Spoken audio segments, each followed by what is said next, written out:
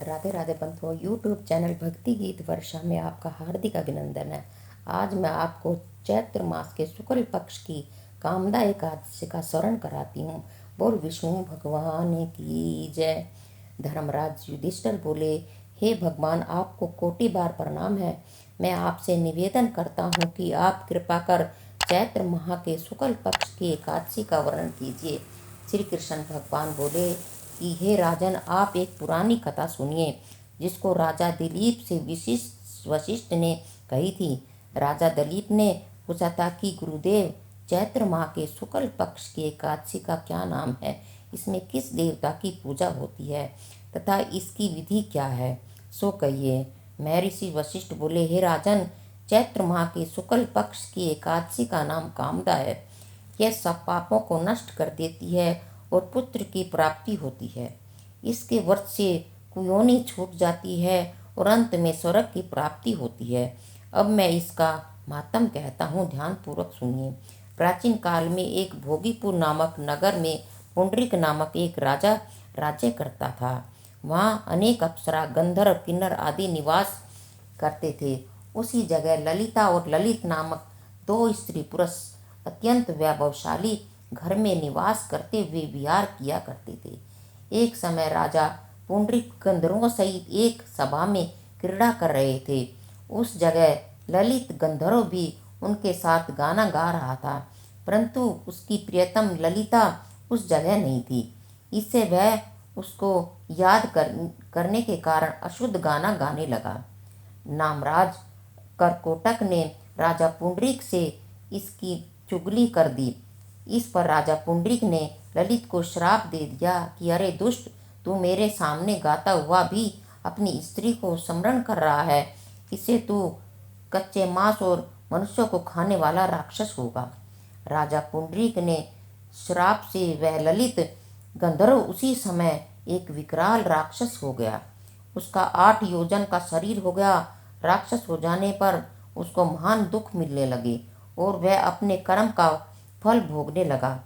जब ललिता को अपने प्रियतम ललित का ऐसा हाल मालूम हुआ तो वह बहुत दुखी हुई। वह सदैव अपने पति के उद्धार के लिए सोचने लगी कि मैं कहाँ जाऊं और क्या करूं।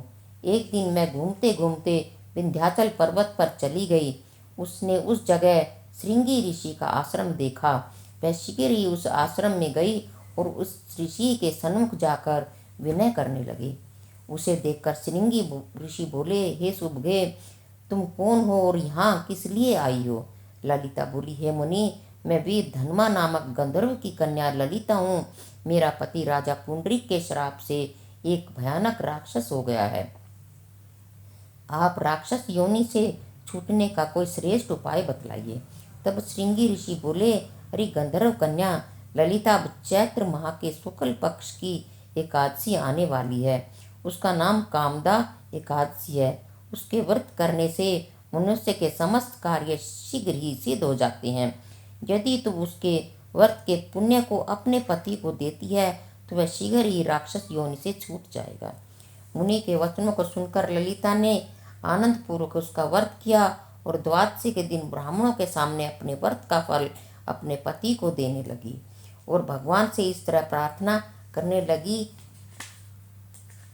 प्रभु, मैंने जो व्रत किया है उसके पुण्य से मेरे पति राक्षस योनि से शीघ्र ही छूट जाएं। एकादशी का फल देते ही उसका पति राक्षस की योनि से छूट गया और अपने पुराने स्वरूप को प्राप्त हुआ। वह पहले की भांति ललिता के साथ विहार करने लगा। कामदा एकादशी के प्रभाव से वह पहले की भांति अब अधिक सुंदर हो गए और पुष्पक विमान पर बैठकर स्वर्गलोक को चले गए। हे राजन, इस व्रत को विधि पूर्वक करने से सब पाप नष्ट हो जाते हैं। इसके व्रत से मनुष्य ब्रह्म हत्या इत्यादि के पाप और राक्षस आदि की योनि से छूट जाते हैं। इसकी कथा व महात्म के स्मरण व पठन से वाजपेयी यज्ञ का फल प्राप्त होता है। बोले एकादशी महात्म की जय।